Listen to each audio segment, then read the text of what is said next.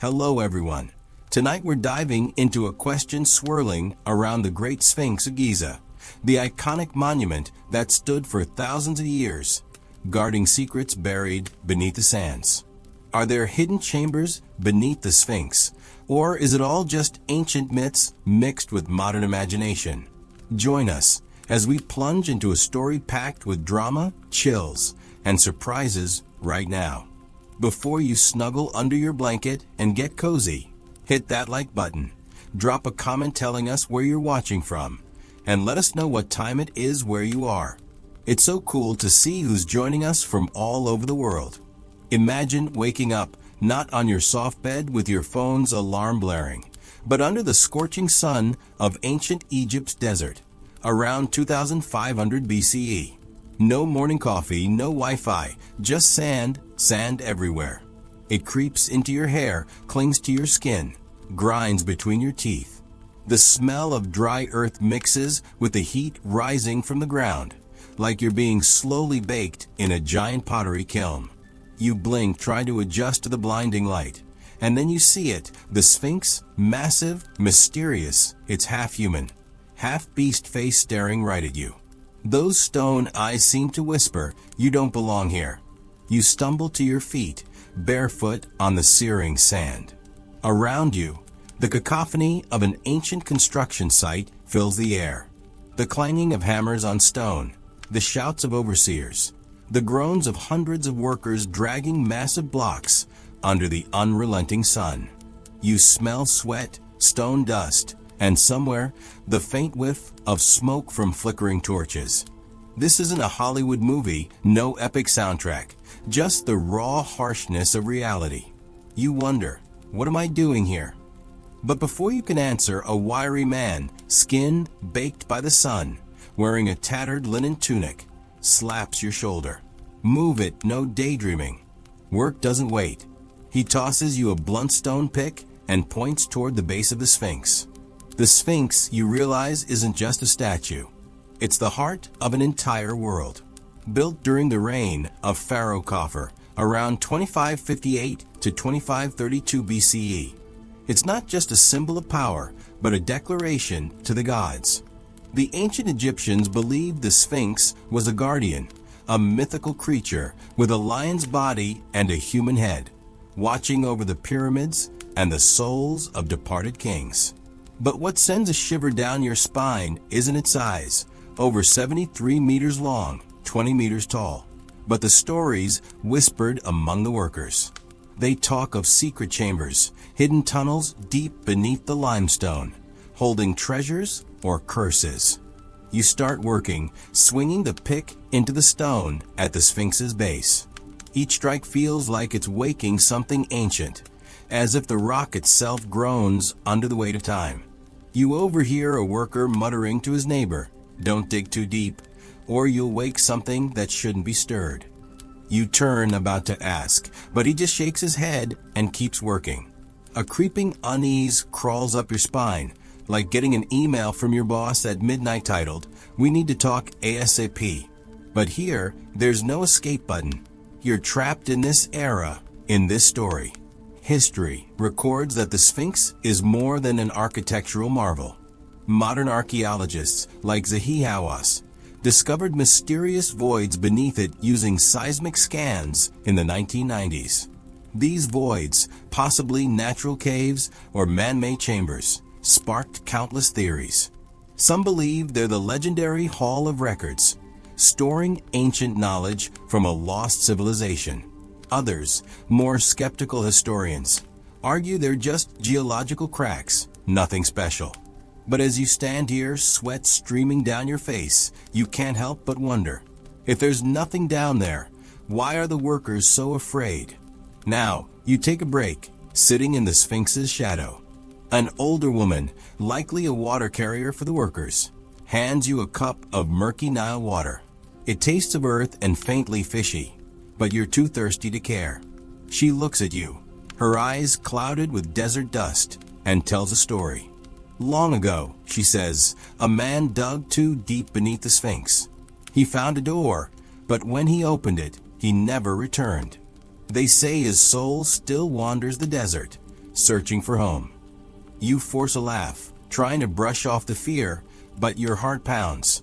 The story feels like a modern creepypasta, but in this setting, it's all too real.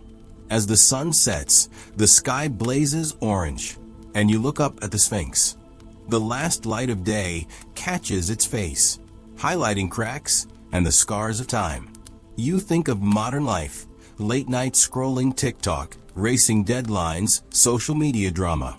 It all seems trivial compared to this monument's eternity. But then it hits you. Whether ancient or modern, humans are obsessed with mysteries.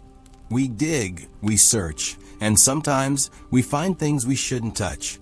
You stand, brushing sand from your hands, ready for a new day, or rather, a new night. The moonlight begins to bathe the desert, and the Sphinx seems to smile, as if it knows something you don't. You wonder, if there really is a secret chamber down there, would you dare open the door? Or would you run, like you dodge a "we need to talk" text from your best friend? A cold breeze sweeps through, carrying whispers from the sand. Maybe you think things are about to get even worse. The pale moonlight stretches across the desert, casting a strange silver glow over the Sphinx, as if it's alive, breathing. You stand there, still gripping the stone pick, your breath heavy after a long day's work.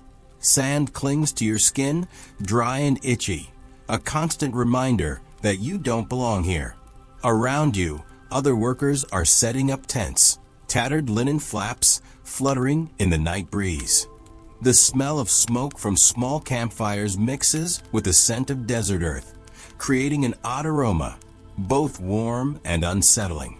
The hoarse laughter of a group of workers echoes somewhere, mingling with the distant yelp of a wild dog in the darkness. You want to rest, to collapse and forget the heat, the exhaustion, but something in the air, a heavy, oppressive feeling, makes it seem like the Sphinx is watching your every move. A young man, hair tangled and eyes glinting sharply, approaches you. His name's Ammonius, or at least that's what he calls himself. "Hungry?" he asks, tossing you a piece of bread so hard it could double as a rock. You take a bite, your teeth nearly cracking from its toughness. It's bland, slightly sour, but in your hunger, it tastes like a feast. Ammonius sits beside you, cross-legged on the sand, and starts talking. He speaks fast, like he's afraid someone will cut him off. "Listen," he whispers, glancing at the Sphinx as if it might overhear. "Yesterday, my buddy Kepri was digging near the right front paw. He said he heard something like knocking from underground." You swallow the bread, feeling it lodge in your throat. "Knocking?" you ask, trying to sound calm. Ammonius nods, his eyes gleaming in the moonlight. "Yeah, like someone's banging on a door, trying to get out." You want to laugh, to say it's just the imagination of an exhausted worker, but the way Ammonius looks at you, serious, almost desperate, shuts you up. You think of the rumors swirling around the worksite, tales of secret tunnels, chambers sealed since the gods walked the earth. The ancient Egyptians didn't build without purpose. Every stone, every line of the Sphinx has meaning, a reason. If there's really a chamber below, it's not just a vault for gold or jewels. It could hold something bigger, more dangerous. You recall modern social media posts, conspiracy theories about a hall of records containing Atlantis' wisdom or prophecies of doom. Here, under the cold moonlight, those ideas don't feel like Reddit jokes anymore. They feel like truth, cold and sharp as a blade. Ammonius stands, brushing sand from his hands. "Come on," he says, his voice suddenly low. "I want to show you something." You hesitate, your tired body protesting, but curiosity, or maybe fear of being left alone, makes you stand and follow. He leads you around the Sphinx's paw, where the shadows are thicker, where the moonlight can't reach. The smell of damp limestone hits your nose, mixed with something else, a sharp, almost sulfur-like stench. Ammonius stops at a small fissure in the ground, nearly hidden by sand. "Here," he says, kneeling and pointing. "Kepri said he heard the knocking from here." You crouch, squinting into the dark. The fissure's narrow, just wide enough for a slim person to slip through, but it's deep, so deep you can't see the bottom. A cold gust blows up from it, carrying a faint hiss, like the desert itself is breathing. Your heart races. This isn't a game. This isn't the moment to pull out your phone, Google Sphinx mysteries, and laugh at wild theories. Right now, you're part of the mystery. You look at Ammonius, searching for reassurance in his eyes. But he just shakes his head. "I'm not going down there," he says, his voice trembling. "But if you want the truth, go ahead." You want to say no, to head back to the campfire and pretend you never heard his story. But then you remember the voids modern archaeologists found in the 20th century. Seismic scans showed hollow spaces beneath the Sphinx, some right under the front paws where you stand. Scientists debated, natural caves or man-made structures. No one dared dig deeper, not for lack of tech, but because something made them hesitate. You muster your courage, lying flat on the sand and inching closer to the fissure. The sand is icy against your stomach, as if draining the warmth from your body. You reach out, touching the fissure's edge, feeling the rough limestone. It doesn't feel like a natural crack. The edges are too even, too smooth, like they were carved by human hands. You take a deep breath, straining to listen. For a moment, you think you hear it, a faint but distinct knock, echoing from the darkness. It's not like falling rocks or wind. It has a rhythm, like someone or something is sending a message. You jerk back, your heart pounding. Ammonius grabs your shoulder, pulling you up. "See," he whispers, his voice breaking. "I told you." You turn to the Sphinx, now even more menacing under the moonlight. Its stone face seems to smile, but not kindly. It's the smile of someone who knows all the secrets and isn't sharing. You think of modern life, nights curled up under a blanket, scrolling YouTube videos about ancient mysteries, safe in your bedroom. But here, there's no screen, no pause button. You're living a story, and it's nothing like a documentary. It's alive, it's terrifying, and it's pulling you deeper. Ammonius leads you back to the campfire, where other workers share scraps of bread and murmur their own tales. An older man, his beard flecked with gray, speaks of the curse of the Sphinx. He says anyone who dares disturb the chambers below will face the god's wrath, not death, but a worse fate, trapped between worlds, neither living nor dead. You try to laugh, but the sound sticks in your throat. His story reminds you of modern horror movies, where the protagonist always makes the mistake of opening the forbidden door. But here, you're not the audience. You're the protagonist, and that door is right beneath your feet. As the night deepens, you lie on a linen sheet, trying to find comfort on the hard ground. The desert wind howls, carrying strange sounds, sliding sand, creaking rocks, and sometimes, you swear, distant knocking. You close your eyes, trying to sleep, but the image of the fissure haunts you. It's not just a crack in the stone. It's an invitation, a challenge, and a warning. You wonder, if you dared crawl down there, what would you find? A chamber of gold, like an explorer's dreams? Or something darker? Something the ancient Egyptians sealed away forever? The sand beneath you grows colder as the night wears on. You think of your life, days chasing deadlines, nights arguing on social media, moments you promised to live fully but put off. Here, in the desert's darkness, it all feels meaningless. But then you realize, ancient or modern, humans are drawn to the unknown. We dig, we search, and sometimes we pay the price. You shift, trying to get comfortable, but sleep won't come. The knocking, real or in your head, persists, steady, patient, like it's counting down to something. You wonder, if you follow that call, how far would you go before you regret it? Or worse, before you realize there's no way back? You still with me? If you're loving this story so far, feel free to drop a question in the comments. I'm dying to know what's on your mind right now. And now, Let's keep this journey going together.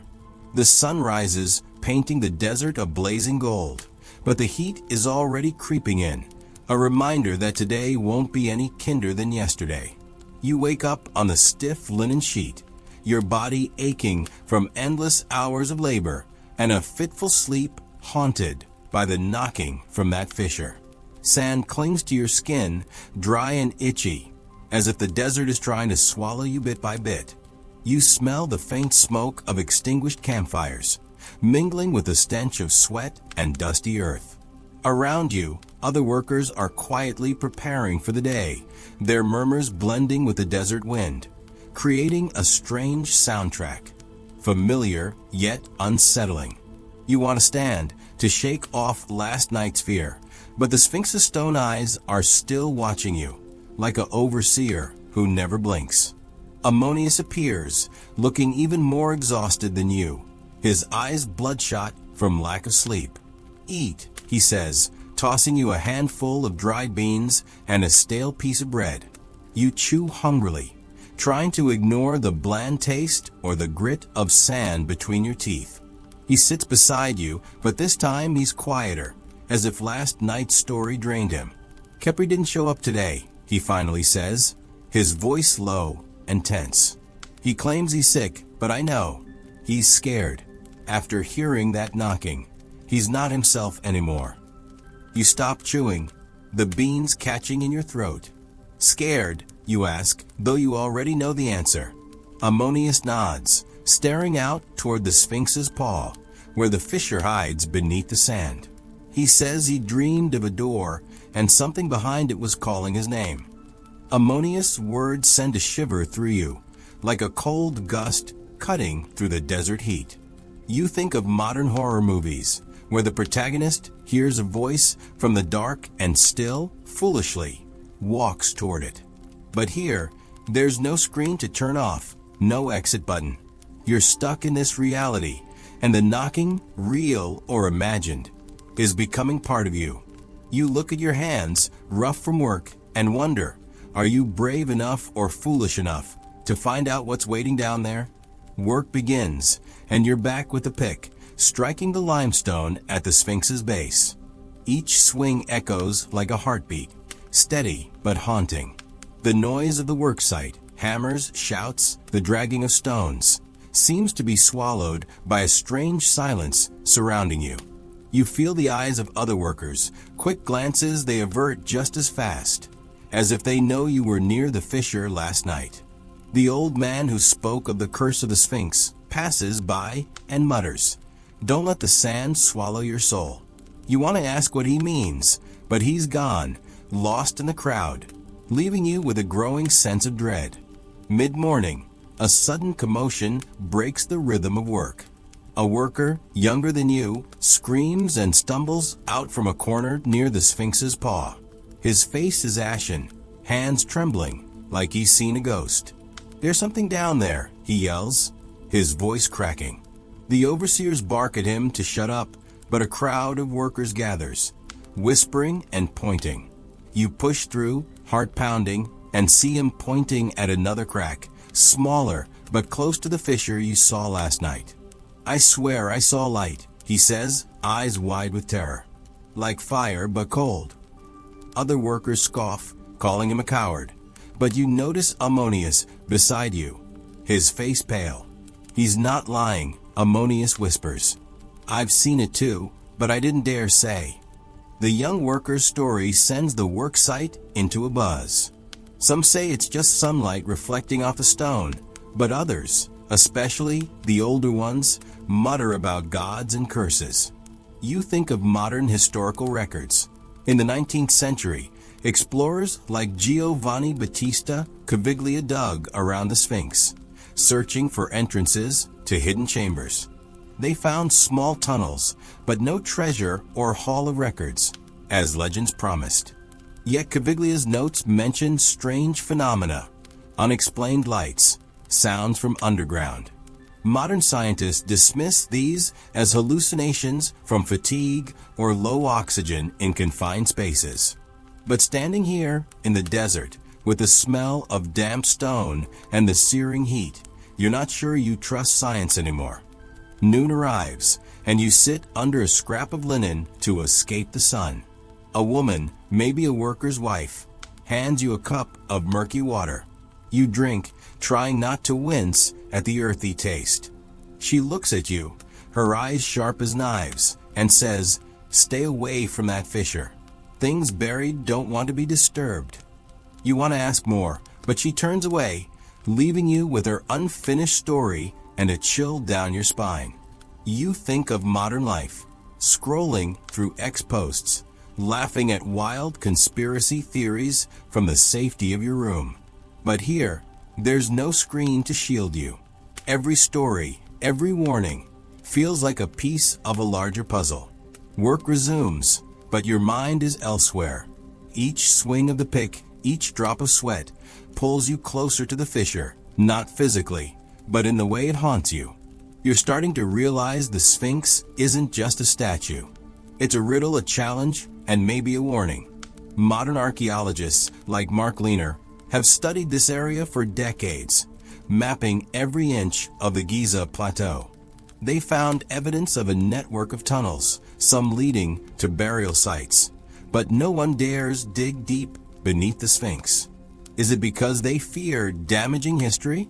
Or, like Ammonius and the others, do they sense something wrong? As the sun begins to set, you notice a shift in the worksite. Workers move faster, as if eager to leave before darkness swallows everything. Ammonius pulls you aside, his voice urgent. "Tonight, some guys are going down the fissure," he says, his eyes glinting with fear and excitement. "They think there's gold down there, or at least something valuable." You in. You stare at him, your stomach twisting. The idea of crawling into the fissure makes you want to run, but something in you, curiosity, or maybe stupidity, screams that you need to know. You think of modern adventure movies, where the hero always finds treasure after every danger. But this isn't a movie, and the Sphinx isn't a prop. You turn to the Sphinx, now bathed in the red glow of sunset.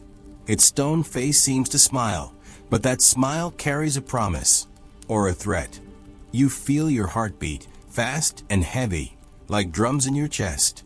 Tonight, you could stay on the sidelines, safe by the campfire, or step into the dark, where the Sphinx's secrets wait. You think of your life, days chasing deadlines, nights scrolling social media, moments you swore you'd seize but delayed. Here, in the desert shadows, all that feels meaningless. But then it hits you. Ancient or modern, humans are drawn to mysteries. We search, we risk, and sometimes we wager everything. As darkness engulfs the desert, you stand there, gripping the pick, your breath ragged. The wind howls, carrying the whisper of sand and maybe the knocking from deep below. You wonder, if you step into the fissure tonight, will you find answers or just regret? Or worse, will you find something no one was meant to see? The desert night wraps around you like a heavy cloak, the air thick with the scent of cooling sand and the faint tang of smoke from dying campfires. The Sphinx looms above, its silhouette sharp against the star-strewn sky, its stone face unreadable, yet somehow mocking. Your heart hasn't stopped racing since Ammonius' words, "You in?" echoed in your ears. The other workers have scattered to their tents, their murmurs fading into the wind, but a small group lingers near the fissure, their shadows flickering in the torchlight. You grip the handle of your pick, the wood rough against your palms, and feel the weight of the decision pressing down on you. Stay by the fire, safe in the known, or follow these men into the unknown, where the knocking, that relentless rhythmic pulse, waits. Ammonius stands beside you, his breath uneven, his eyes darting between you and the fissure. "They're going now," he whispers, nodding toward three men huddled near the crack. They're rough-looking, their faces weathered by years in the desert, their linen tunics stained with sweat and dust. One of them, a broad-shouldered man named Seti, holds a torch, its flame spitting and hissing in the night air. "Last chance," Ammonius says, his voice barely audible over the wind. You want to say no, to laugh it off and crawl back to your tent, but the fisher pulls at you, like a hook lodged in your chest. You think of modern life. Those nights you stayed up binge-watching shows about ancient mysteries, safe on your couch, mocking the characters who made dumb choices. Now you're the character, and the choice isn't so funny. You nod almost without thinking, and Ammonius' eyes widen, a mix of respect and fear. "All right," he mutters, grabbing a coil of rope from a nearby pile. "But don't say I didn't warn you." The group moves quickly, tying the rope around a nearby boulder to anchor it. Seti, the leader, lowers himself first, his torch casting wild shadows as he disappears into the fissure. The second man, a wiry figure named Hori, follows, his movements swift but nervous. The third, a quiet man whose name you don't catch, hesitates, muttering a prayer to Anubis before sliding into the dark. Ammonius hands you the rope, his grip tight. "You're next," he says. You swallow hard, the taste of dust and fear coating your tongue, and wrap the rope around your waist. The fissure is narrower than you expected, the limestone walls scraping your shoulders as you descend. The air grows cooler, damp, with a sharp, metallic scent that reminds you of rust or blood. The rope burns your hands, and the darkness presses in, broken only by the faint glow of Seti's torch below. Your breath echoes in the tight space, loud and ragged, like you're trapped in a coffin. You think of modern urban legends, stories of people stuck in caves, their screams swallowed by stone. But this is no Reddit thread. This is real, and every inch you descend feels like a step away from the world you know. Your feet finally touch solid ground, and you stumble, catching yourself against the wall. The chamber is small, barely wide enough for the four of you to stand. Seti holds the torch high. It's like revealing rough-hewn walls etched with faint, weathered carvings, symbols you don't recognize, spirals, and eyes that seem to watch you. The air is heavy, almost suffocating, and the metallic smell is stronger now, mixed with something sour, like decay. Hori is breathing hard, his eyes darting around, while the quiet man clutches a small amulet, whispering to himself. Seti, though, seems unfazed, his gaze fixed on a narrow tunnel leading deeper into the earth. "This way," he says, his voice gruff, and starts walking. You follow, the group moving single file, the torchlight barely piercing the darkness. The tunnel slopes downward, the walls growing smoother, as if polished by hands long gone. The knocking is louder now, unmistakable, a steady thump-thump-thump that vibrates through the stone. It's not in your head anymore. The others hear it too. Hori freezes, his hand grabbing your arm. "We should go back," he hisses, his voice trembling. Seti spins around, his torch casting harsh shadows across his face. "You want gold, you keep moving," he snaps. "Or stay here and rot." "Hori, let's go." But you can see the panic in his eyes, mirroring your own. The tunnel opens into a larger chamber, and Seti raises the torch, illuminating the space. Your breath catches. The walls are covered in intricate carvings, scenes of pharaohs, gods, and strange, humanoid figures with animal heads. Hieroglyphs spiral across the stone, their meanings lost to you, but heavy with purpose. In the center of the room, a massive stone slab lies embedded in the floor, its surface etched with a single stark symbol, an eye within a circle. The knocking is coming from beneath it, louder, more insistent, like a heartbeat pulsing through the earth. You feel it in your chest, syncing with your own pulse, and for a moment, you can't tell where you end and the sound begins. Seti kneels beside the slab, running his hands over the symbol. "This is it," he says, his voice low but greedy. "The stories were true." He pulls a chisel from his belt and starts prying at the edges, the metal scraping against stone with a sound that sets your teeth on edge. Hori backs away, shaking his head.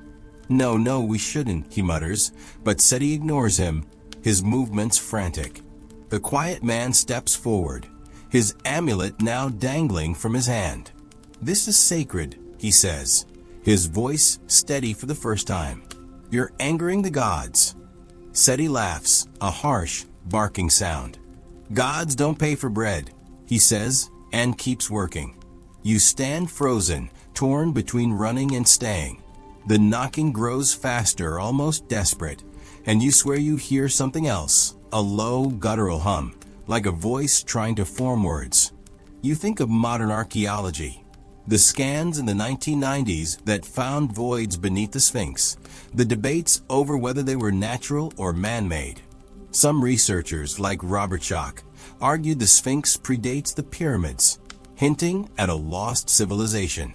Others, like Zahi Hawass, insisted it's all explainable, no mysteries needed. But here, in this chamber, with the air thick and the carvings staring, explanations feel like lies. Seti's chisel catches and the slab shifts, a deep groan echoing through the chamber. Dust rains down, and the knocking stops, sudden, deafening silence. You hold your breath, every muscle tense, waiting. Seti grins, shoving his shoulder against the slab, and it slides open, revealing a dark, yawning pit. The metallic smell surges, now unmistakable. Blood, mixed with something ancient and wrong. Seti leans over the edge, his torch illuminating nothing but blackness. Gold, he whispers, his voice reverent. But then his grin fades, his eyes widening. What is that? He says, his voice cracking. You step closer, against every instinct, and peer into the pit. At first, you see nothing, just endless dark. Then, faintly, a flicker, not light, but something else, like the absence of light, pulsing in the depths. The hum returns, louder, forming syllables you don't understand, but feel in your bones. Hori screams, scrambling back toward the tunnel. The quiet man drops his amulet, his prayers turning to sobs. Seti, though, is transfixed, leaning further, his torch trembling in his hand. It's alive, he says, and you realize he's not talking about gold. Panic claws at you, but you can't move, rooted by the same curiosity that brought you here. You think of modern horror stories, creepypastas about things buried too deep, things that should stay buried. But this isn't a story you can close. The hum grows, the air vibrating, and you feel a pull, like the pit is reaching for you. Seti's torch flickers, and for a moment, you think you see something move in the dark, a shape too large, too wrong to be human. Seti screams, dropping the torch, and it falls into the pit, swallowed instantly. Darkness crashes over you, thick and absolute, broken only by the hum, now a roar. You stumble back, your hands scraping the carvings, their edges sharp against your skin. Hori's gone, his footsteps fading up the tunnel. The quiet man is curled on the floor, muttering incoherently. Seti is still by the pit, his silhouette barely visible, whispering, "It sees me." You want to run, to claw your way back to the surface, but the rope is too far, and the darkness feels alive, pressing against you. You think of your life, the petty arguments, the endless notifications, the dreams you never chased. They're nothing compared to this moment, this terror, this truth. The hum shifts, forming a single, clear word, your name. It's not a sound, not exactly, but a feeling, like fingers brushing your soul. You freeze, your breath hitching, and realize the others haven't heard it. This is for you. The Sphinx, the fissure, the pit, they've been waiting, not for Seti or Hori, but for you. You take a step back, then another, your heart pounding, so loud it drowns out everything else. The quiet man grabs your ankle, his eyes wild. "Don't leave me," he begs, but you shake him off, survival overriding guilt. You turn and run, the tunnel walls blurring past, the rope your only lifeline. The hum chases you, your name echoing in your skull, growing louder with every step. You don't know if Seti is behind you, or the quiet man, or something else. You don't look back. The rope burns your hands as you climb, the fissure's walls closing in, the metallic smell choking you. When you finally break the surface, the desert air hits you like a slap, cold and sharp. You collapse, gasping, the sand cold beneath you. The other workers are gone, the campfire's dead, the Sphinx silent under the stars. You lie there, staring at the sky, your body trembling. The hum is gone, but your name still lingers, a whisper in your mind. You think of the carvings, the pit, the thing that saw Seti. You wonder if you escaped, or if you brought something back with you. The Sphinx looms above, its smile sharper now, as if it knows the answer. You close your eyes, trying to block it out, but the question burns. What did you leave behind in that pit? Or worse, what followed you out? The desert stretches endless before you, its silence heavier than the darkness you just fled. You're sprawled on the cold sand, chest heaving, the stars above sharp and unyielding, like 1,000 eyes judging your cowardice. The Sphinx towers behind, its presence a weight on your soul, its stone gaze boring into your back. Your hands still sting from the rope, raw and blistered, and the metallic tang of that underground pit lingers in your throat, as if you swallowed its secrets.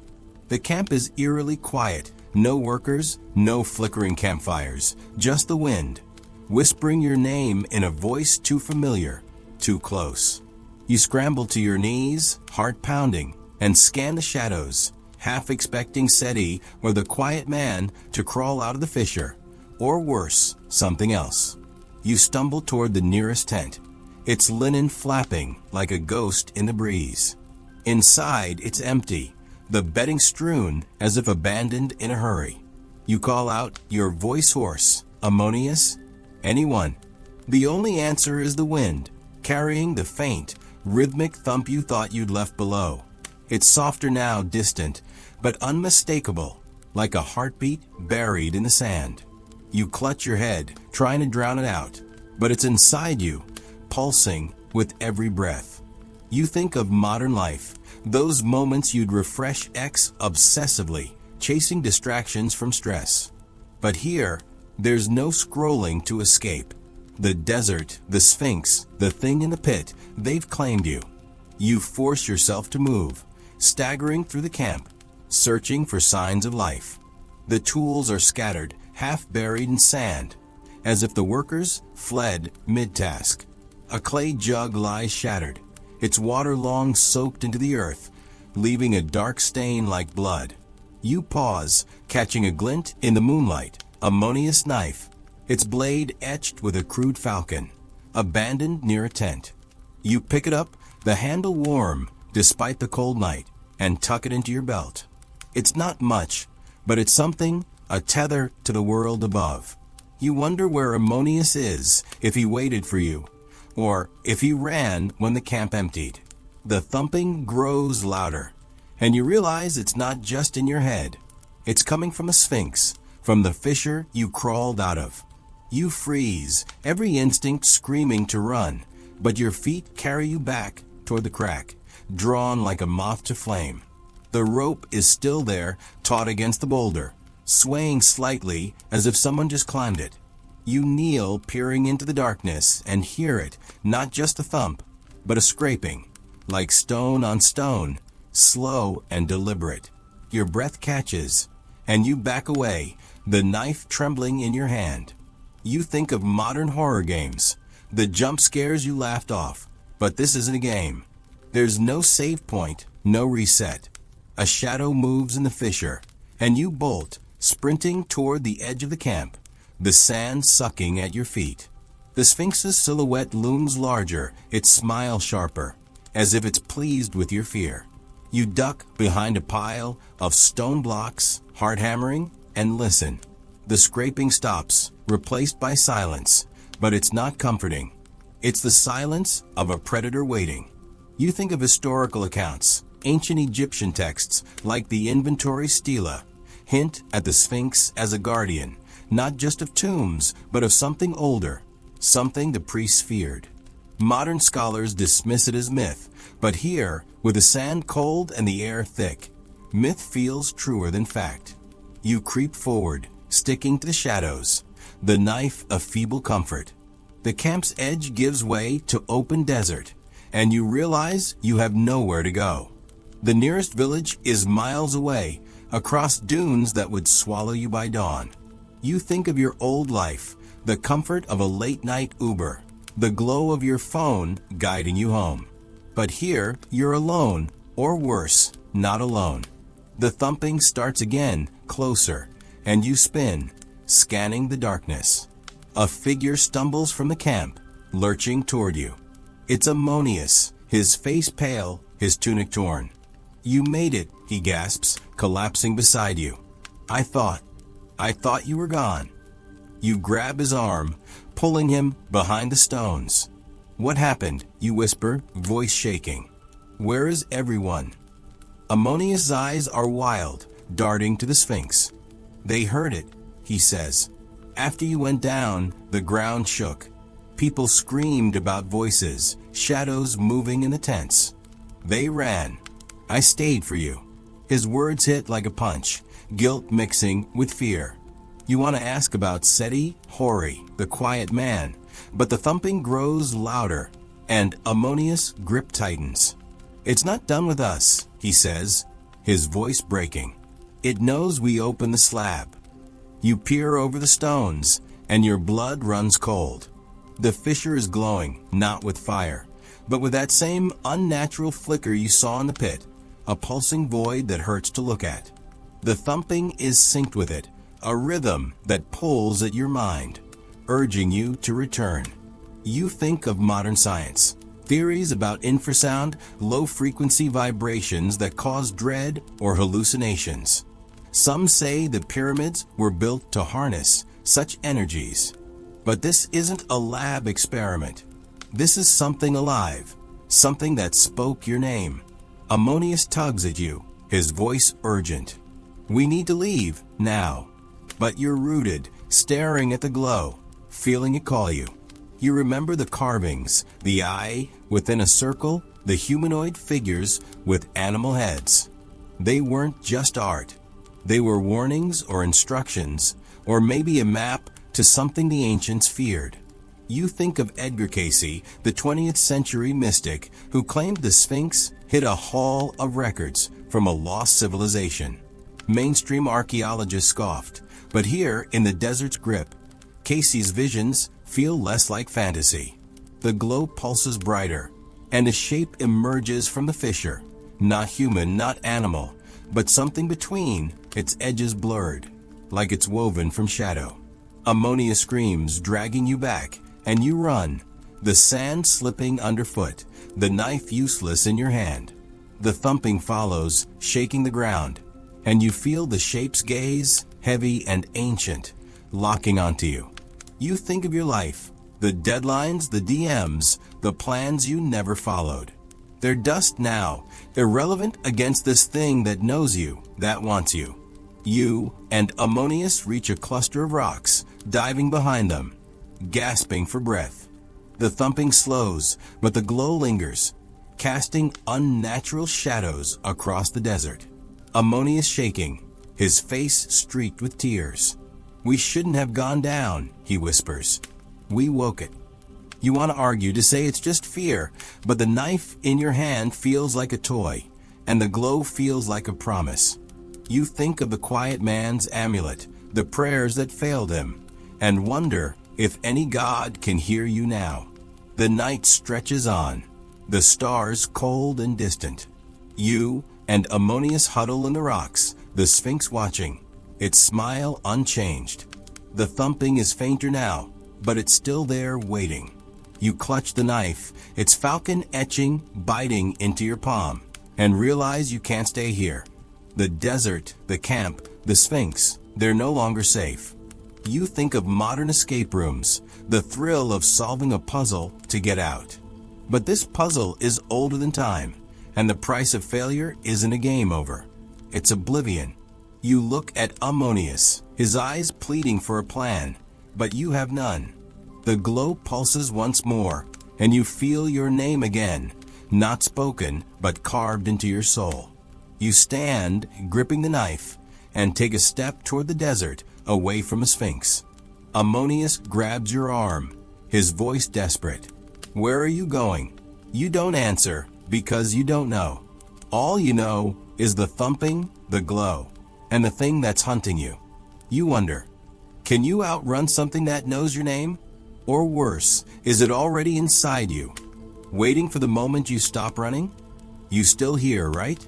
That puts a smile on my face. If something in this story's got your attention, or if there's a question dancing in your head right now, drop it in the comments. I'm dying to hear your thoughts. Now, we won't keep you waiting any longer. Take a deep breath, get comfy, and let's step into the next chapter of this journey together. Things are about to get even wilder. The desert night stretches endless, a sea of shadows swallowing the horizon. You and Ammonius crouch behind the cluster of rocks, your breath shallow, the falcon-etched knife clutched so tightly in your hand that your knuckles ache. The Sphinx looms in the distance, its silhouette a jagged scar against the starlit sky, its stone smile taunting you. The unnatural glow from the fissure pulses faintly, like a dying heartbeat, casting eerie shadows that twist and writhe across the sand. The thumping hasn't stopped, it's softer now, but it's there, a relentless rhythm burrowing into your mind. Your name, that whispered echo from the pit, lingers like a ghost, brushing against your thoughts, making your skin prickle despite the desert's chill.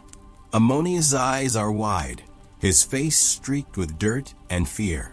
We can't stay here, he whispers, his voice barely a rasp. It's coming.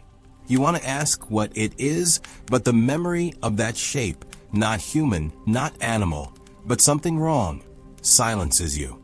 You glance at the knife, its blade glinting faintly in the moonlight, and feel its inadequacy. This isn't a modern thriller, where a weapon solves everything. This is ancient, primal, and the thing you woke beneath the Sphinx doesn't care about steel. You force yourself to stand, legs trembling, and pull Ammonius up. We move, you say, your voice steadier than you feel, away from the Sphinx, toward the dunes. Ammonius nods, but his eyes dart back to the glowing fissure, as if expecting that shadow shape to crawl out any second. You start walking, keeping low, the sand cold and shifting under your sandals. The wind carries the scent of dust and something else, that metallic tang from the pit, faint but unmistakable, like blood soaked into stone. Every step feels like a gamble, the desert vast and unforgiving, offering no shelter, no escape. You think of your old life, those nights you'd lose yourself in YouTube rabbit holes, chasing ancient mysteries from the safety of your bed. Now, you're living one, and there's no skip button. The thumping follows, faint but persistent, like a hunter pacing you. You glance back, and the glow seems brighter, pulsing in time with the sound. Ammonius' breath hitches, and he grabs your arm. It's getting closer, he says, his voice cracking. You don't respond, just quicken your pace, the knife a useless weight in your hand. The dunes rise ahead, their curves soft in the moonlight, but treacherous, hiding crevices that could twist an ankle or worse. You think of historical records. Ancient Egyptian priests wrote of guardians beneath the earth, entities tied to the gods, or older still. The Book of the Dead mentions shadows that walk without bodies, bound to sacred places like the Sphinx.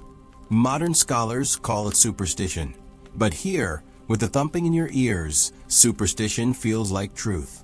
You reach the first dune, its slope steep, the sand sliding underfoot. Ammonius stumbles, and you catch him, your own strength fading. Keep going, you mutter, more to yourself than him. The glow is still visible, a sickly beacon behind you, and the thumping is louder, sharper, like footsteps now. You climb, your calves burning, the sand stinging your eyes. At the dune's crest, you pause, gasping, and look back.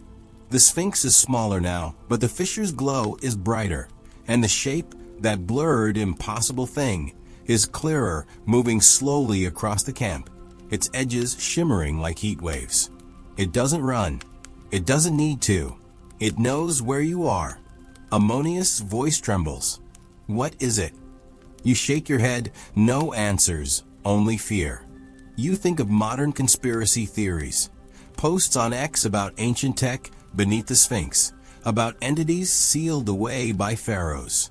You laughed at those once, safe behind screen. Now, they're not so funny. You grab Ammonius' arm and start down the dune's other side, half sliding, the sand avalanching around you. The thumping is relentless, and you swear you hear your name again, not in your head, but in the wind, low and guttural, like a command. The cold sand presses against your cheek, gritty and unyielding, as your vision blurs, the stars above spinning like a kaleidoscope of ancient eyes. Your body feels wrong, heavy, as if the desert itself is pinning you down, and the echo of your name still hums in your skull, not the monstrous call from the pit, but Ammonius' frail, human voice, pulling you back from the edge.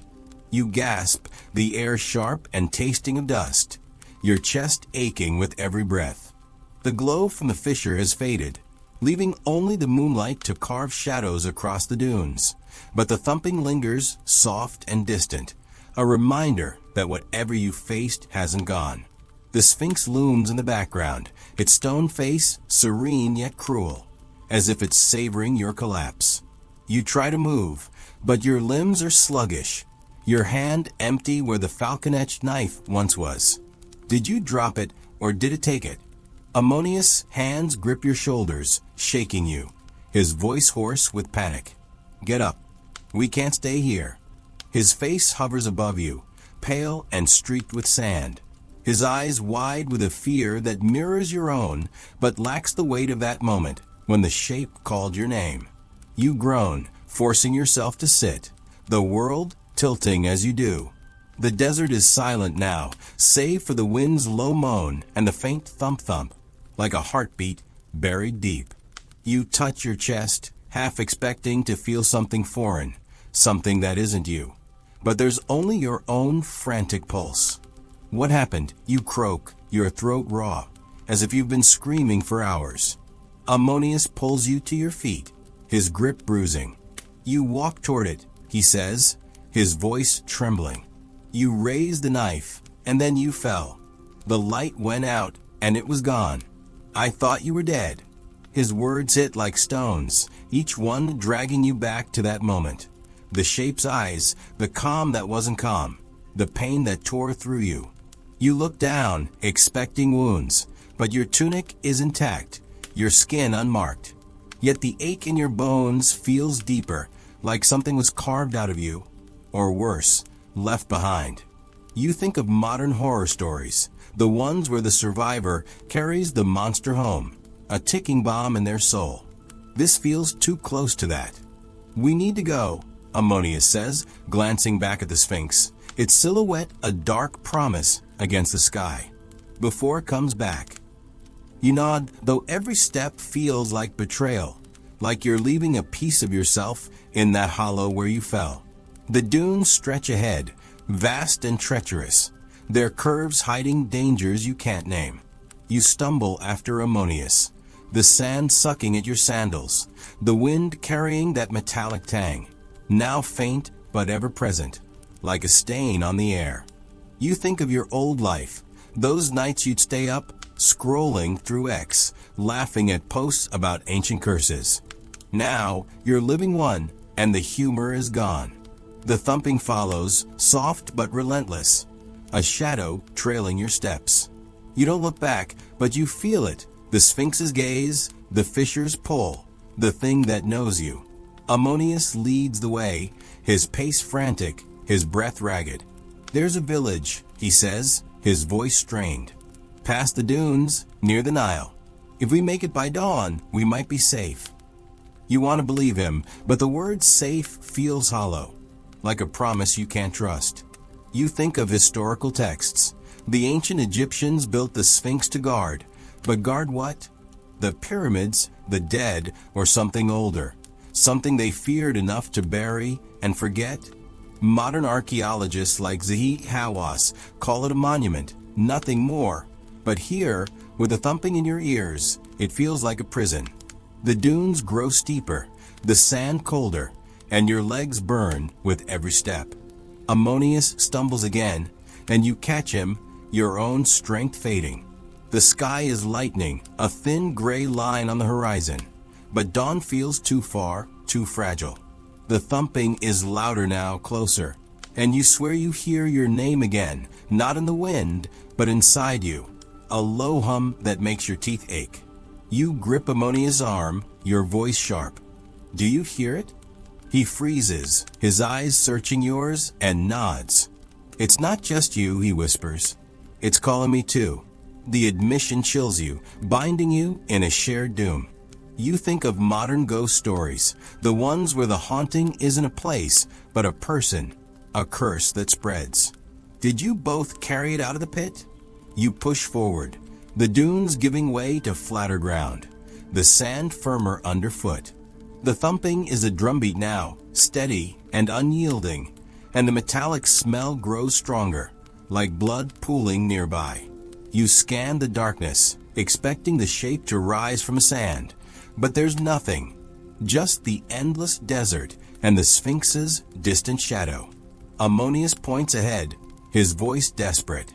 There, a faint cluster of shapes emerges, mud brick huts, the village he spoke of, their outlines soft in the pre-dawn light. Hope flickers, but it's fragile, crushed by the weight of what you've seen, what you felt. As you near the village, the thumping slows, but the hum in your head doesn't. It's sharper now, forming words you can't quite grasp, like a language you've forgotten. You think of ancient Egyptian rituals, priests sealing tombs with spells, not to keep thieves out, but to keep something in. The Sphinx's carvings, the eye within a circle, the animal-headed figures, weren't just art. They were barriers, and you broke them. You think of modern theories. Robert Bauval's ideas about the Sphinx aligning with the stars, a cosmic lock for an earthly secret. Mainstream science scoffs. But here, with a hum clawing at your mind, the stars above feel like a map to your doom. The village is quiet, its huts dark, no sign of life. You and Ammonius slow, wary, the sand giving way to packed earth. The thumping is faint now, but the hum is louder, a chorus of whispers that makes your vision blur.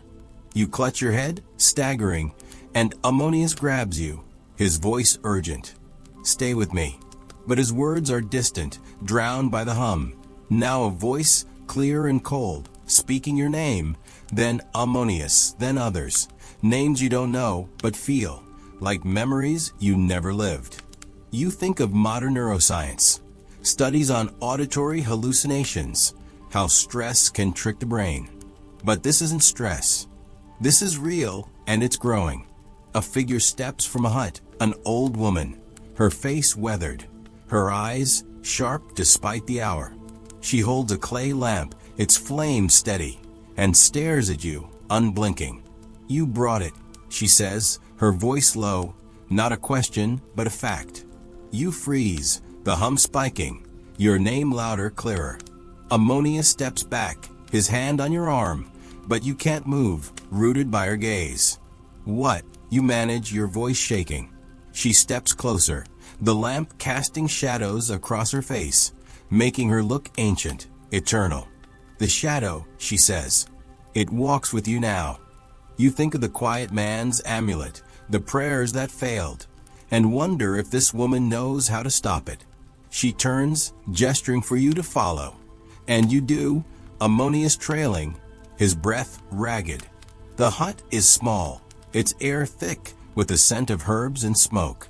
The walls are lined with crude shelves, holding jars and bundles of dried plants. She sets the lamp down, its light revealing a small stone carving on a table, an eye within a circle, identical to the one in the chamber. Your stomach twists, the hum roaring, and you stagger, catching yourself against the wall. You open the seal, she says, her voice calm but heavy. And now it seeks a vessel. Ammonia's voice cracks. We didn't know. She shakes her head, her eyes never leaving you. Ignorance is no shield. You think of modern archaeology, the debates over the Sphinx's purpose, the voids beneath it. Some, like Graham Hancock, claim it hides knowledge from a lost age, guarded by forces we can't comprehend. Others, like Hawass, insist it's just stone and sand. But this woman, this hut, this carving, they tell a different story. The hum shifts, forming words again, not just your name, but a command. Return.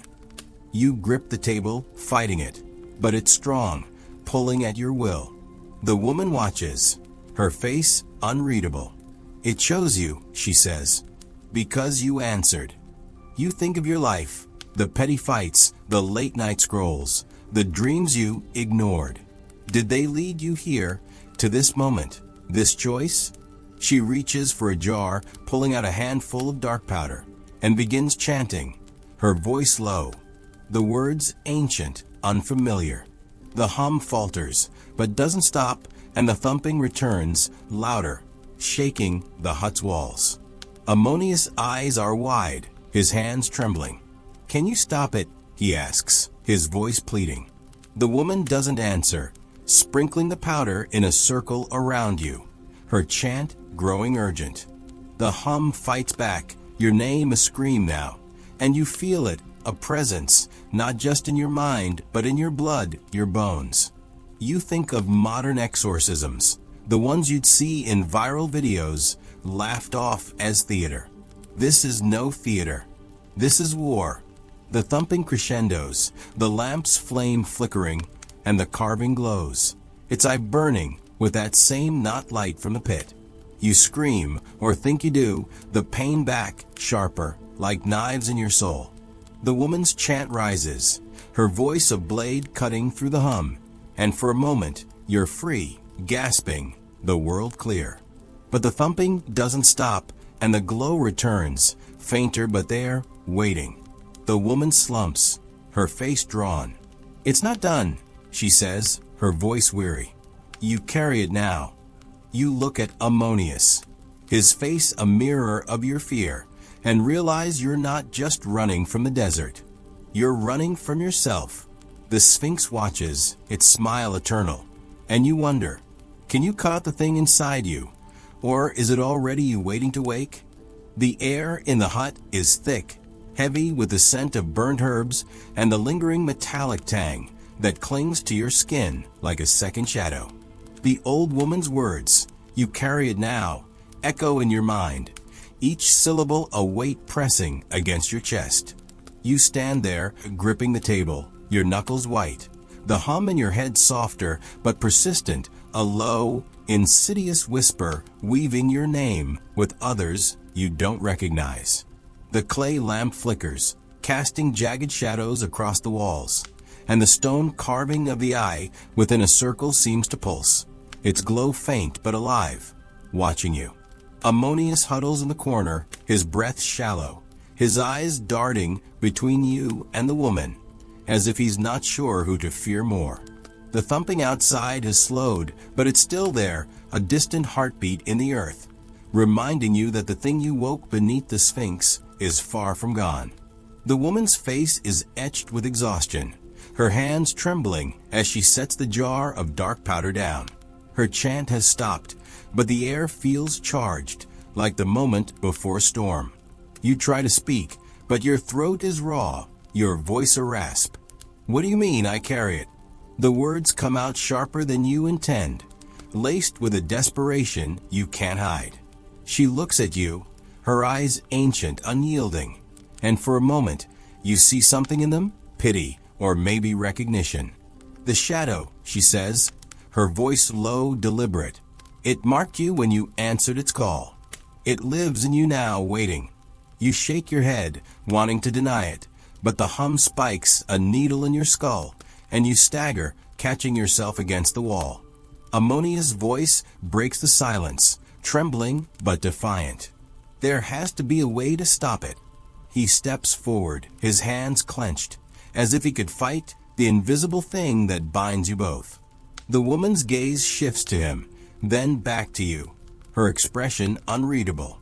"There is no stopping it," she says. "Only binding it, and even that may not hold." The seal was broken, and the shadow is free. You think of modern horror movies, the ones where the monster can't be killed, only contained, and the survivors pay a price. This feels too real, too heavy, the weight of something ancient and unstoppable pressing down on you. You touch your chest again, half expecting to feel it, a pulse, a presence, something not you. There's nothing but your own heartbeat, frantic and human, but the hum tells a different story. It's there, woven into your thoughts, your blood, a parasite you can't see. You think of your old life, those nights you'd lose yourself in podcasts about ancient mysteries, safe in your headphones, the world a screen away. Now, you're the mystery, and there's no pause button. The woman moves, slow but deliberate, pulling a small, worn cloth from a shelf. She unwraps it, revealing a thin blackened blade, its edge etched with symbols that mirror the carvings in the Sphinx's chamber. "This," she says, holding it up, "can bind it, but only if you're willing to pay." You stare at the blade, its surface dull, yet somehow alive, the symbols seeming to shift in the lamplight. "Pay what?" you ask, your voice barely a whisper. She doesn't answer directly, her eyes locking onto yours. "The shadow wants a vessel," she says. "It will take you or another, but it will not leave empty." Ammonia's breath catches, and you feel his fear, his realization that another could mean him. You think of ancient Egyptian myths, stories of sacrifices to appease gods, of souls offered to balance cosmic wrongs. The Book of the Dead speaks of trials, of hearts weighed against a feather. Is this your trial or your punishment? The hum grows louder, your name clearer, and you grit your teeth, fighting the urge to collapse. The woman steps closer, the blade steady in her hand. "You must choose," she says. "Bind it to yourself, and it may sleep, but you will never be free. Or offer another and live, but carry the guilt." You look at Ammonius, his face pale, his eyes pleading, and feel a sickness twist in your gut. You think of modern dilemmas, the trolley problem, the choice to save one or many. This is worse, a choice between your soul and his, and no one walks away clean. The thumping outside spikes, shaking the hut, and the lamp's flame gutters, nearly dying. The carving's glow flares, its eye burning, and the hum becomes a voice, not just your name, but a demand. Choose. You stagger, the blade symbols pulsing in your vision, and Ammonius grabs your arm, his voice desperate. Don't listen to it. But the woman's eyes are unrelenting, her voice cutting through the chaos. You cannot run. The shadow will have its due. You think of modern science, theories about the Sphinx's voids, about energies trapped in stone, dismissed as pseudoscience. But this blade, this hum, this choice, they're real, and they're tearing you apart. You reach for the blade, your hand trembling, and the woman pulls it back, her voice sharp. Know what you do. This is no simple cut. It binds you to the shadow, or it takes another in your place. You freeze, the hum roaring, the thumping a drumbeat in your bones. You think of Seti, his greed pulling him into the pit, of the quiet man's prayers, useless against the dark. Did they have a choice, or were they already lost? You look at Ammonius, his face a mirror of your fear, and realize you can't do it. You can't offer him, not after everything. But binding it to yourself, what does that mean? A life haunted, a soul tethered to something that isn't human? The woman's voice softens, just for a moment. "There is another way," she says, her eyes narrowing. "Return to the Sphinx. Face it where it woke, The seal can be remade, but it will cost you. You stare at her, the hum screaming, the thumping shaking the earth. Cost what? You ask, your voice breaking. She doesn't answer, but her gaze shifts to the carving, its eye glowing brighter, and you understand. Not your life, not Ammonius, but something deeper. Your will, your future, maybe your humanity. You think of modern archaeology, the inventory stela, hinting at rituals beneath the Sphinx, dismissed as myth. This woman knows those rituals, and they're no myth. The thumping crescendos, and the hut's walls creak, dust falling from the ceiling. Ammonius' voice is a sob. We can't go back. But you're already moving, driven by something you don't understand. Fear, defiance, or the hum itself. You grab the blade from the woman's hand, its weight heavy, its symbols burning against your skin. Tell me how, you say, your voice steady despite the chaos. She nods, her face grim, and begins speaking, her words a mix of ancient tongues and instructions you barely grasp. Return to the chamber, she says. Find the seal's heart, the eye. Offer blood, yours or another's, and speak the words I give you. But know this, the shadow will fight, and it may take you before you finish. You think of modern rituals, self-help books, mindfulness apps, all promising control over your fate. This is no app. This is blood, stone, and a thing that knows your name.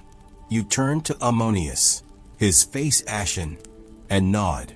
We go back, you say, and he shakes his head, tears streaming, but follows, bound to you by guilt or loyalty.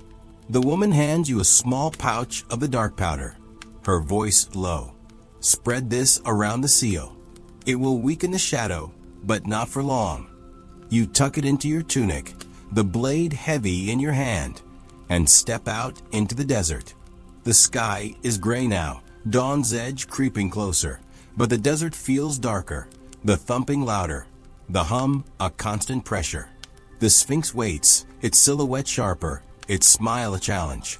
You and Ammonius move quickly, the sand firm underfoot, the village fading behind you. The metallic tang is stronger, the air heavy, and you feel it, the shadow, not just behind you, but inside you, stirring with every step toward the Sphinx. You think of ancient priests, their spells etched in stone, their lives spent guarding secrets. Were they like you, driven by fear and necessity, or did they choose this? The dunes rise again, and you climb, the blade a burning weight, the hum a voice now, not just your name, but a promise. You are mine. You fight it, focusing on the woman's words, the ritual, the hope of ending this. Ammonia's breath is ragged, his steps faltering, but he keeps pace, his fear a mirror of yours. The Sphinx grows larger, its stone face clearer, and the fissure's glow returns, faint but growing, as if it knows you're coming. You think of modern explorers, Caviglia, digging for treasure, finding only shadows. Did he feel this, the pull of something he couldn't name? You reach the camp, deserted, the fissure pulsing like a wound in the earth. The thumping is a roar now, the hum a scream, and you feel the shadow, not just in your mind but in the air, watching. You grip the blade, its symbols glowing, and look at Ammonius, his face pale but resolute. We do this, you say, and he nods, his voice gone. You descend the rope, the fissure's walls closing in, the metallic smell choking you. The chamber waits, its carvings alive in the glow, the eye within a circle burning. The shadow is here, and it's ready. You wonder, can you bind it before it claims you? Or are you already its, walking willingly to your end? The fissure's walls close around you like a throat, the limestone scraping your skin as you descend, the rope burning your palms with every inch. The air is thick, heavy with a metallic stench of blood and something older, something that makes your stomach churn. The glow from below pulses, not like light, but like a living thing. its rhythm matching the thumping that shakes the stone, vibrating through your bones. The blackened blade, etched with ancient symbols, is heavy in your hand, its weight more than physical, as if it carries the burden of the choice you've made.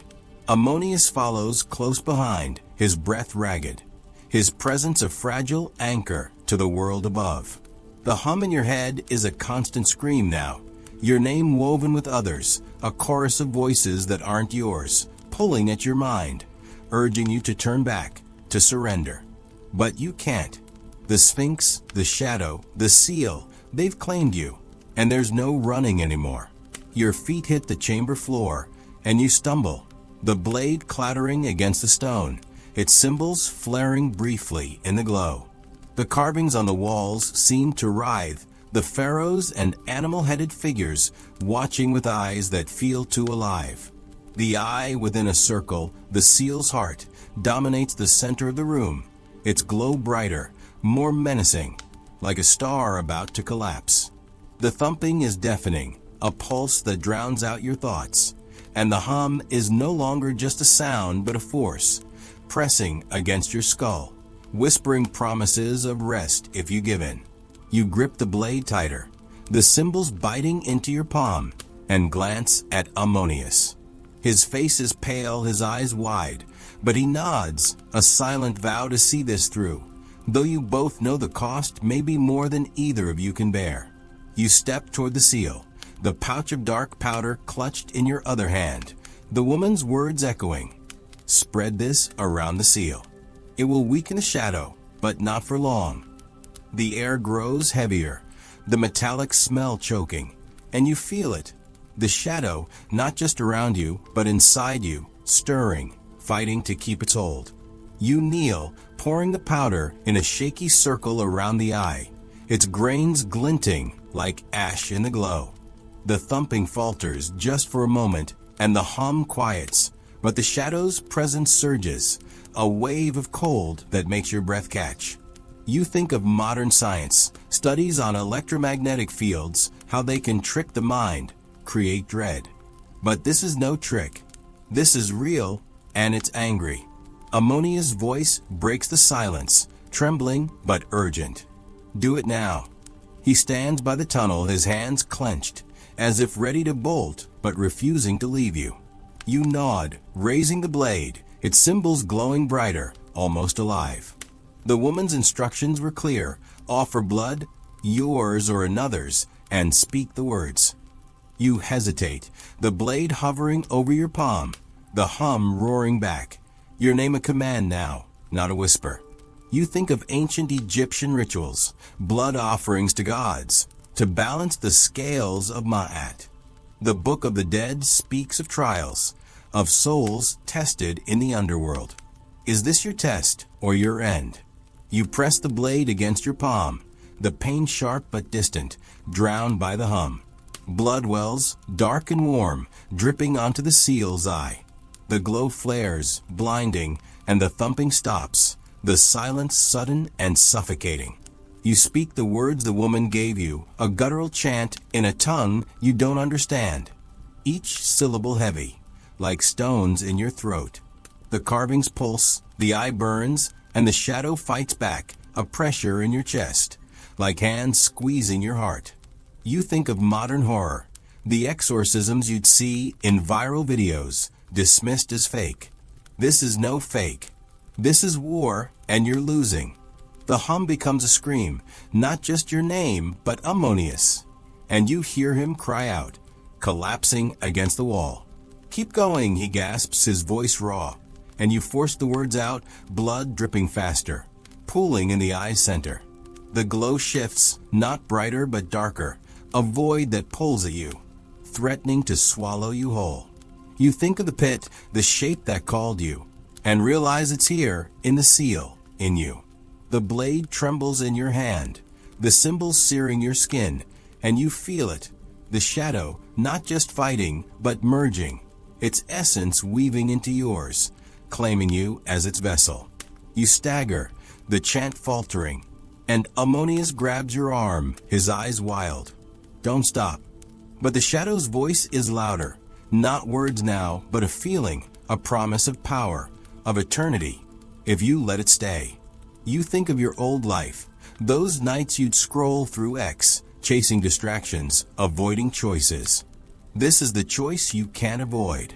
You grit your teeth, forcing the final words, your blood soaking the seal, the powder circle glowing faintly, holding the shadow at bay. The eye flares one last time, a burst of not light that blinds you, and the thumping returns, slow, heavy, like a door slamming shut. You fall to your knees, the blade clattering to the stone, your hand slick with blood. The hum is gone, the glow dimming, the carving still. The chamber is silent, the air lighter, but you feel wrong, hollow, as if a piece of you was taken or left behind. Ammonius beside you, his breath ragged, his face streaked with tears. "Did it work?" he whispers, his voice barely audible. You don't answer because you don't know. The seal's eye is dark now, but the shadow's presence lingers, not in the air, but in you. A faint whisper at the edge of your mind, waiting. You stand, unsteady, and help Ammonius up, the blade heavy in your hand. The chamber feels different, smaller, as if the stone itself is relieved. You think of modern archaeology, the voids beneath the Sphinx, the debates over their purpose. Some, like Robert Schoch, claim they hold secrets of a lost age, guarded by forces beyond science. Others, like Zahi Hawass, insist it's all explainable. But this blade, this blood, this ritual, they're beyond explanation, beyond science. You tuck the blade into your tunic, its symbols no longer glowing, and start for the rope, Ammonius following, his steps hesitant. The climb is harder, your body weak, the rope slick with your blood. The fissure's walls seem to press closer, the metallic smell fainter, but still there, a reminder of what you faced. When you reach the surface, the desert is gray, dawn breaking, the Sphinx's silhouette softer, but no less menacing. The camp is still deserted, the fissure's glow gone, but you feel its pull, a faint tug in your chest, like a thread you can't cut. Ammonius collapses beside you, his face drawn, and you sit the sand cold, the stars fading above. You think of the woman, her warning, you carry it now. Did you bind the shadow, or did it bind you? The hum is silent, but you feel it, a shadow in your soul, waiting for a moment of weakness. You think of your life, the deadlines, the DMs, the dreams you never chased. They're distant now, irrelevant against the weight of what you've done, what you've become. The Sphinx watches, its smile unchanged, and you wonder if you've won, or if you've only delayed the inevitable. You stand, helping Ammonius to his feet, and start walking away from the Sphinx, toward the horizon where the Nile glimmers faintly. The thumping is gone, but the desert feels alive, watching, waiting.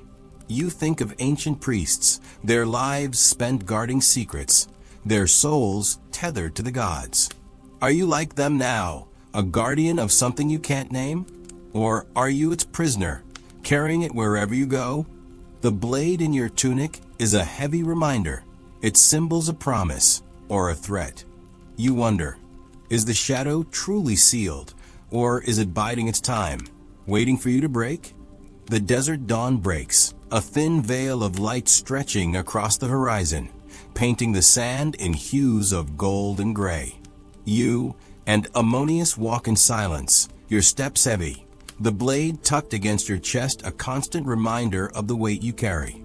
The Sphinx looms behind, its stone face fading into the distance, but its presence lingers, a shadow etched into your soul. The thumping is gone, the hum silent, yet you feel it, a faint pulse at the edge of your mind, a whisper that refuses to die.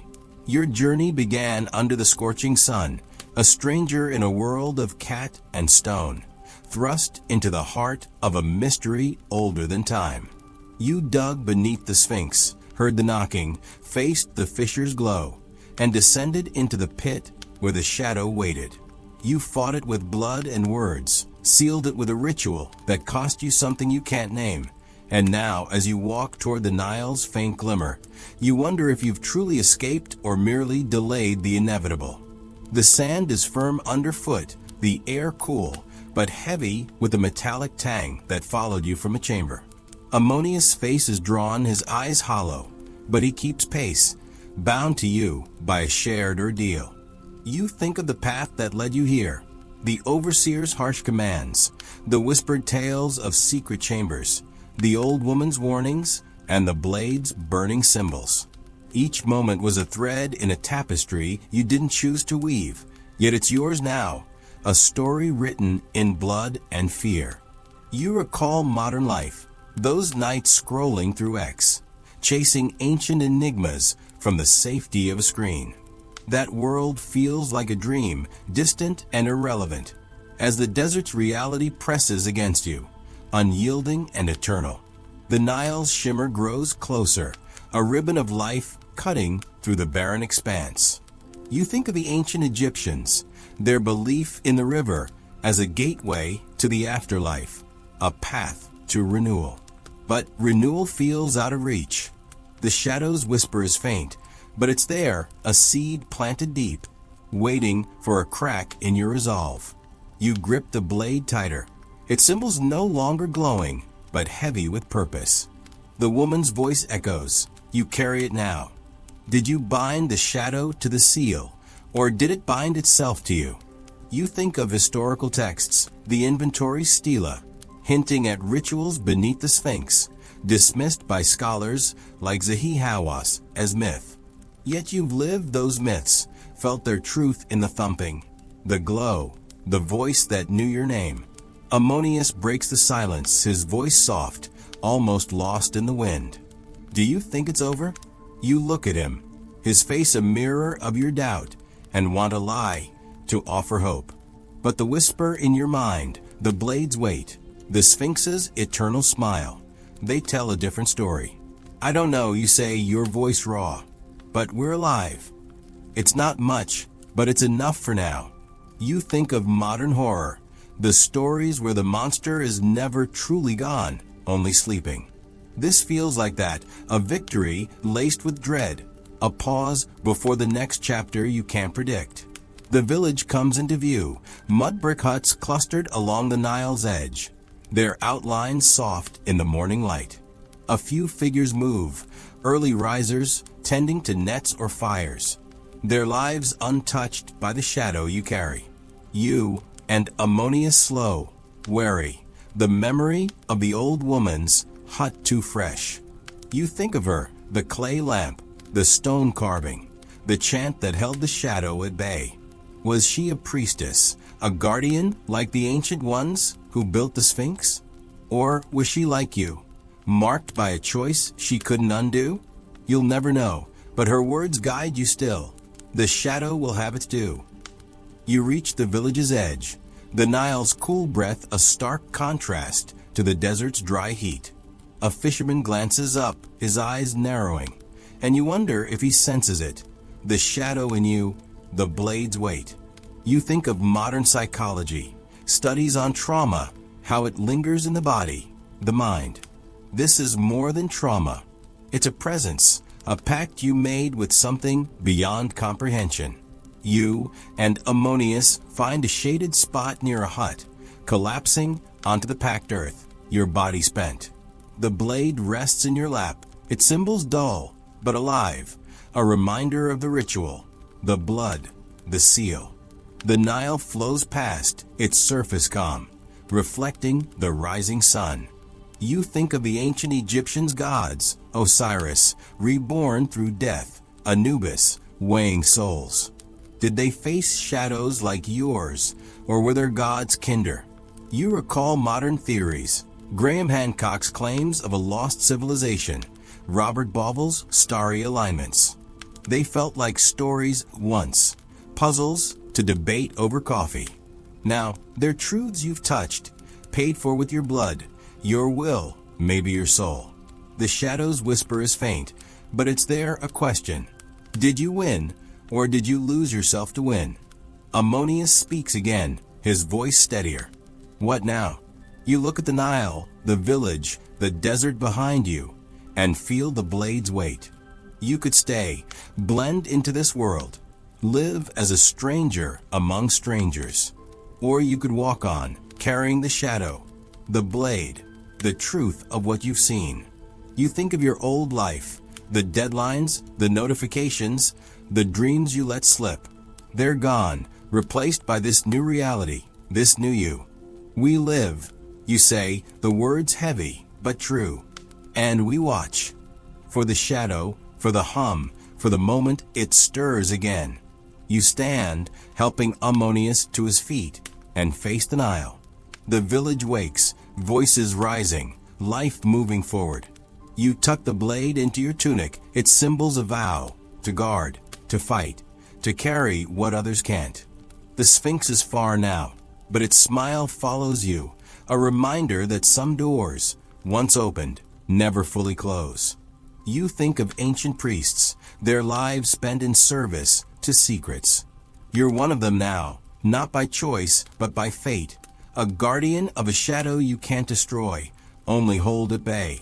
As you walk along the Nile, the desert fading behind, you feel the whisper, faint but eternal.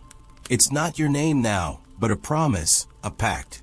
You've sealed the shadow, but it sealed you too, a bond that time, distance, or death may not break. You think of modern life. One day you might return, carry this truth to a world of screens and skepticism. But for now you walk, the Nile your guide, Ammonius your companion, the blade your burden. The shadow sleeps, but you know it dreams. And when it wakes, you'll be ready, or you'll be its. You wonder, is this freedom, or is it the cage you built yourself, step by step, beneath the Sphinx's gaze? Thank you, truly, for joining me through every twist, every turn, every quiet moment, and every journey. It's been an adventure, and I'm grateful to have shared it with you. As we close this tale, I wish you a peaceful evening. May you have a restful night, deep sleep, and dreams filled with wonder and light. Rest well, you've earned it. And when you're ready for the next story, I'll be here, waiting to journey with you again. Before you go, if you loved the story, don't hesitate to leave a like and share your thoughts in the comments. I'd love to hear what moved you, surprised you, or lingered with you long after the tale ends. Until we meet again, good night, and see you in the next adventure.